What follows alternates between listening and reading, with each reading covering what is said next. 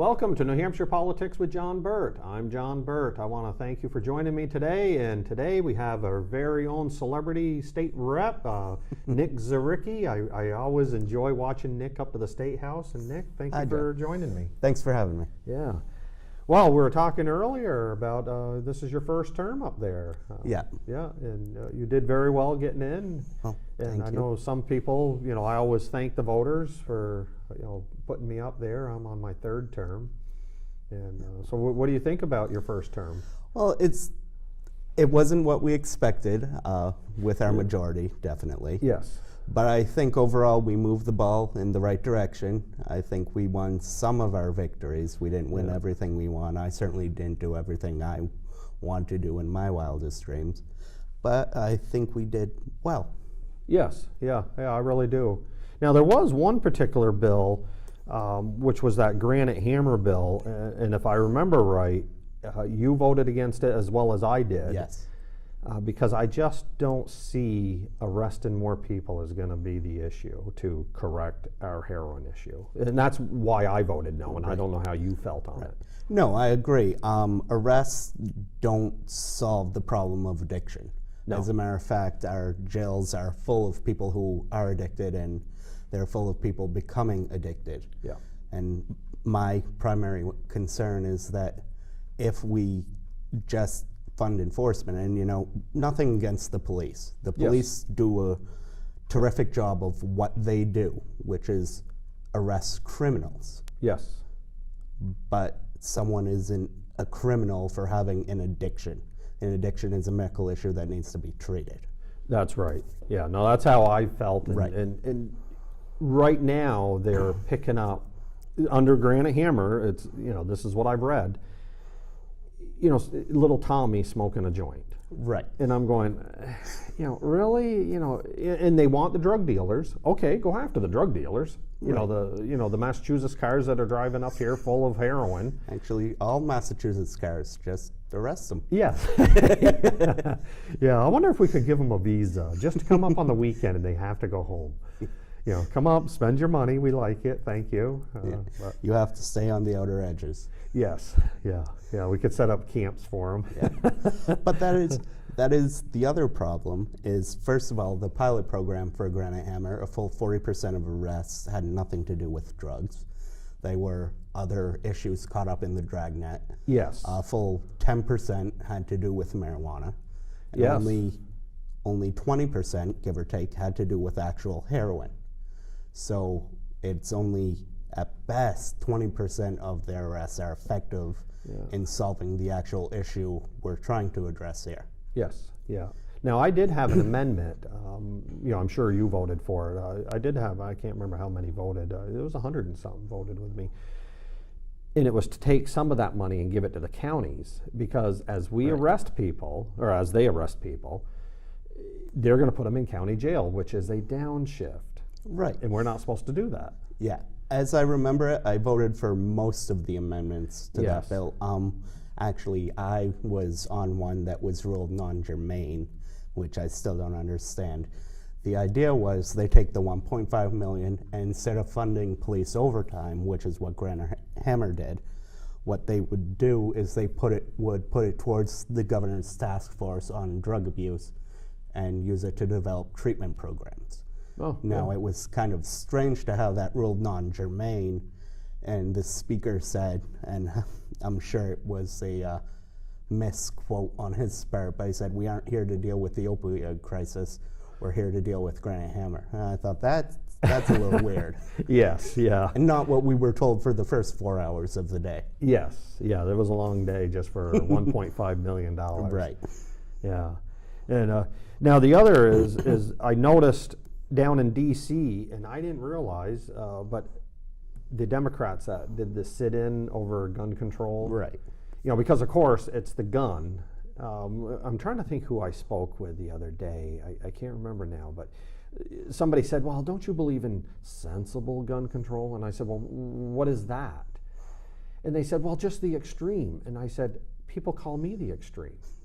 to the Sensible, right. sensible gun control to me is, what my father taught me. You don't point your gun at anything you don't intend to shoot. Yeah. Keep your finger off the trigger. Yep. That's sensible. Yes. Yeah, have that. Well, but what I pointed out to the individual that was talking to me, I said, look, some person is going to drive drunk, and they shouldn't. Right. And they need to be arrested. But after they arrest somebody for drunk driving, they don't come to my driveway and say, John Burt, we want your car, because that guy over there drove drunk.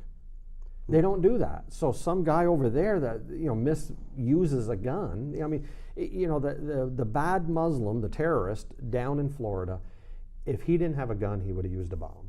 Right, and that's the thing. I've seen it floating around.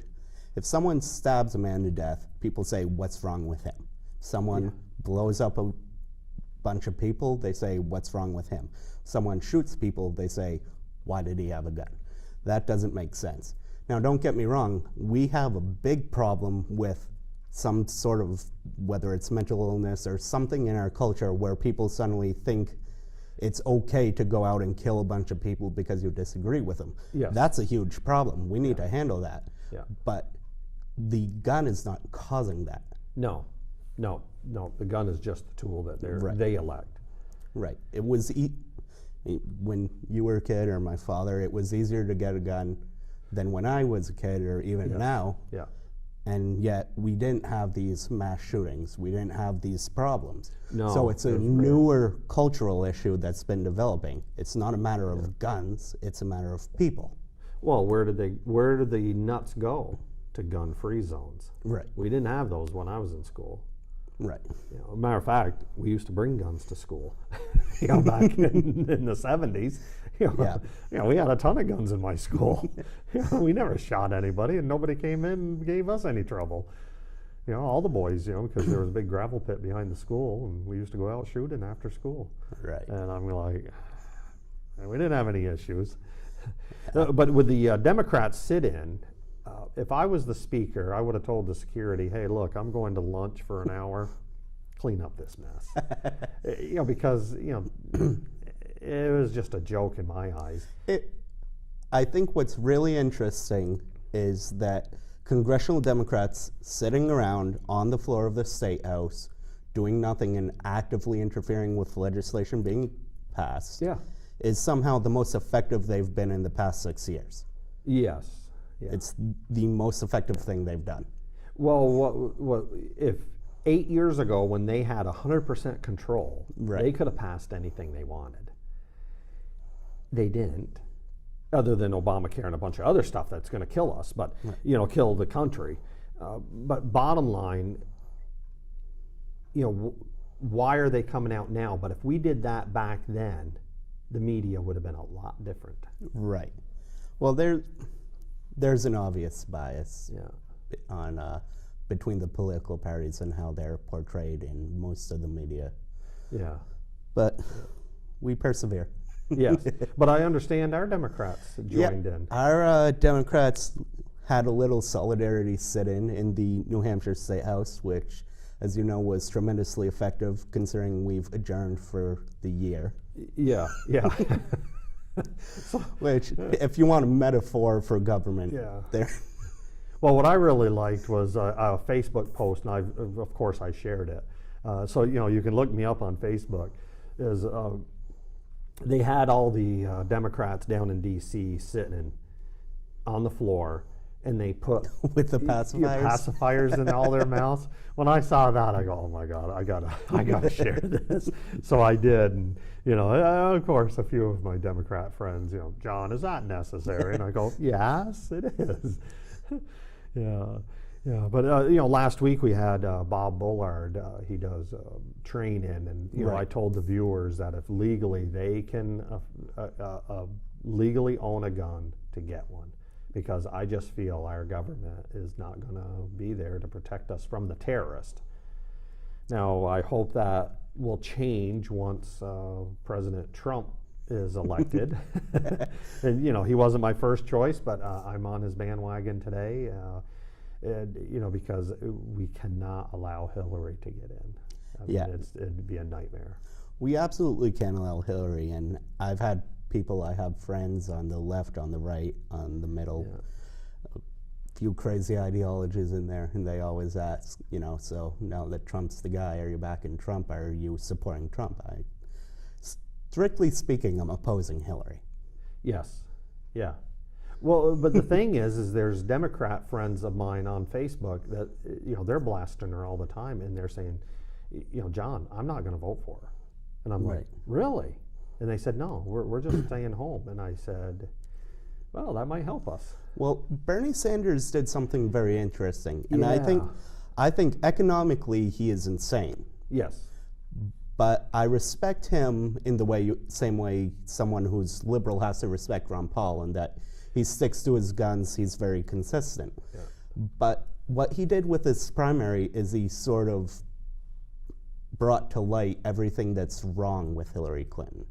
Sort of showed her for the fake liberal she is. She's not even really a liberal. She just kind of does what Hillary does to become president. Yes. Yeah. And I think a lot of Democrats won't accept that. Yeah. Yeah. Well, that's it. She's just got so much baggage too. And somebody else just died that was supposed to testify. Really? In some hearing. And, of course, all the conspiracy people and the Republicans are going, don't stand next to her. Because I remember in that, was it Rose Law Firm and a few others, Yeah. a few other people ended up kind of hanging upside down somewhere's dead. And it's like, okay. So I'm glad I don't personally know her, because I imagine she'd have It me. increases your longevity a little bit. Yes, yeah. Well, I did notice in my race, what district are you? Are you 6 or 5? 6. You are Yes. 6. Okay, I'm 39 in Hillsborough. When I took a class, they said, don't remember that number, don't ever talk about it, because nobody knows what it is, which I agree. I don't even, I'm like, what district? Give me the town. That's what I want to hear. So that's what I always campaign, that I'm Goffstown, Ware, and Deer, and I'm the floater between the 3 towns. Within a couple hours of closing, nobody ran against me voluntarily. Then the parties have until the following Wednesday after closing to find somebody to run. I was 0. Nobody's running against me until the last couple hours. They found this guy in Ware, and I've been told that he lives in Manchester, but he uses his mom's address up in Ware, which I don't know if that's true. But he's going to run against me, so I got to find out who he is, and how he, But I'll campaign hard, and That's good. Now, Pretty sure you won't have much of a problem either way, but yeah, I hope not. Because Evelyn Connor was a nice rep, a nice lady, not a nice rep. I didn't like her voting, and the voters didn't either. And I put a mailer out, said this is how I vote, this is how she voted. You have a choice, voters, and the voters were nice enough to put me in. she was very anti-gun, if I remember right. She was very every anti-gun, she voted for it. Every pro-gun, she voted against it, and I did point that out. The paint tax, she voted for that, which was under Terry Norelli before your term. Yeah, and I still use that, because people say paint tax. I said, yeah, 75 cents per gallon. They added a paint tax. And this is the stuff we see up there. Yeah, there are hundreds of insane ideas, and one of the great things about the New Hampshire House is every bill put forward gets a vote. Yes. And one of the frustrating things about the New Hampshire House is every bill put forward gets a vote. Yes, that's true. We had I was on labor, and we had 3 minimum wage bills a term, or a year, and one of them was $16 an hour. Wow. Really? Honestly, if it had gone out of committee, I was going to introduce an amendment to make it $1,600 an hour. Yeah. Because let's go for broke. Yeah. Yeah, because I heard some of the, is it Seattle? They went to 15. Some businesses have left. Some businesses have left, and the fast food chains have introduced automated stations and Yeah. robots that make the burgers, which is, I remember talking about this with someone in 2011 and saying people will automate if we push minimum wage too high, and the response was, oh, that's absurd. No, Yeah. I'm Yeah. talking about the robot uprising. It's cost effective. Yeah. Yeah. If it costs you $10 an hour to run a robot or $12 to hire a person and pay taxes on them. Yes. Yeah. Well, I think I can't remember the food chain, or it was a convenience store like Cumberland Farms, something like that, or Jiffy Mart. But I put a picture up one time. I went to Pennsylvania, and they have all their stores are automated. You walk in, you place your food order. You know, it's like a convenience store, fast food, and then one guy is back there, so they do have a human cooking it. But you go up and see the cashier after you get your paper, you pay it, she stamps paid, and away it goes. Right. So they've eliminated several people, and that's what they're going to do. Yeah, that's how it works. You can hire, 3 people at the current minimum wage or 2 people at a higher minimum wage. Yes, yeah, and the machine never calls in sick. Right. Workers' comp's not an issue. You know, it's not going to sue you for sexual harassment. I would hope. We'll get there. Yes, yes. Yeah. But now you have 9 people running Yes. for 5 seats. Yeah, we have a Well, you very guys full are primary. popular. Yeah. Yeah, it's going to be a busy summer. Yeah, yeah. Well, I hope you don't mind if I endorse you, because No, I I want appreciate you, it. Yeah, no, I want you back up there. So hopefully the voters are watching, and that they'll put you back up for another term. Yes, I'd So- like that very much. Yeah, yeah. No, use my name as much as you want, because you're a good vote up there. You've always do. been really good. Now, one thing that I noticed that was very interesting was is they call it Brexit. Brexit. Yeah, Brexit. With the British.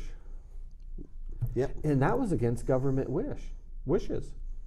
And so now they're talking, I can't remember who I was listening to, Hannity or somebody like that, or Glenn Beck this morning. I was driving to a store, and all of a sudden, I said, what's on? So I was listening to them, and they're saying that the government really has to do it, because if they don't, they think it's going to be an uproar. Yeah. Well, But they don't want to do it. no. And the whole thing with the Brexit, which is Britain leaving the European Union, in case anyone isn't familiar, is it was opposed on every level by almost every major political, financial, and social elite, Wow. and somehow it still won. By a lot. Yeah. So it was basically just a populist surge. So, sort of like what Bernie Sanders used to try and get the nomination, and Trump used to successfully get the nomination. Yes. It was opposed by the elites, and yet the people are frustrated enough with their issues over there and over here. Well, basically what is happening there and here is the redistribution of wealth. They're taxing me at a higher level, taking my money, which I'm not wealthy, but they're taking my money and giving it to somebody that doesn't want to get up at noon and go to Right. work. And I'm like, serious? This is what's happening now? And I think that's what they're seeing. They're giving their money to a lot of people over there. They have immigrants. They got a ton of immigrants they're bringing in, and not the good ones. Yeah. Well, and I think specifically there, it was 2 things. One, they send something like 350 million pounds a week to the EU. Wow. And the other thing is immigration, like you talked about. And I think it's similar to why Trump was so effective with his push for the wall, is regardless of what you think about the people immigrating here, it seems like certain people on the left or in the political elite don't want to discuss it. Yes, that's true. So if you're someone taking the bombastic rhetoric of Donald Trump, who, with what he says on immigration, I don't agree with a lot of what he says. I think he takes it too far.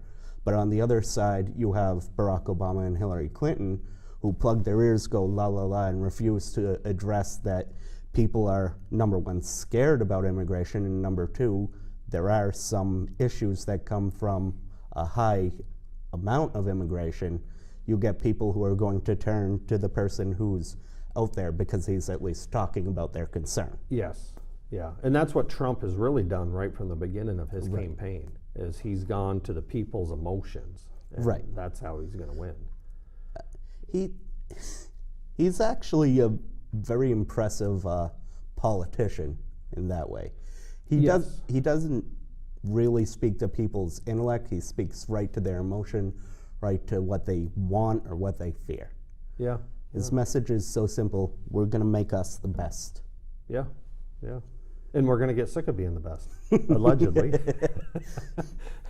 I can't remember one time, it was some Massachusetts person came up here and did a crime. And I wrote on, the NH1 News, I think it was, I wrote on their comment section, I said, we should have built a wall back in the 70s. And then somebody commented, can we get Mass to pay for it? I said, yeah, we probably can. Well, we can talk to Frank Edelblut. Maybe he can put that in his platform. Yes, yeah. Yeah, no, it is. It's funny. And, and I think the British, if they don't follow through, the government doesn't follow through, I think there's going to be huge issues. Yeah. Well, my understanding is what comes next is, first of all, at least 2 years out, and next extremely complicated. I think at the minimum, what the British government has to do is really talk to its people, which is something they apparently haven't been doing for a while. Yeah, like ours. Yeah, I don't think DC, sadly, sometimes Concord don't even know, the people are here. Yeah, that's, like I said, actually, we were talking about this earlier. Like I said, when I first ran 2 years ago, one of the reasons I thought I would be a good fit up there is because there are so many people up there who aren't in the economy, who aren't trying to pay off a student loan or get a job or build a company. Yeah. And you're at the age where you're going to pay for this mess. Right. I'm at the age where the next 50 years matters.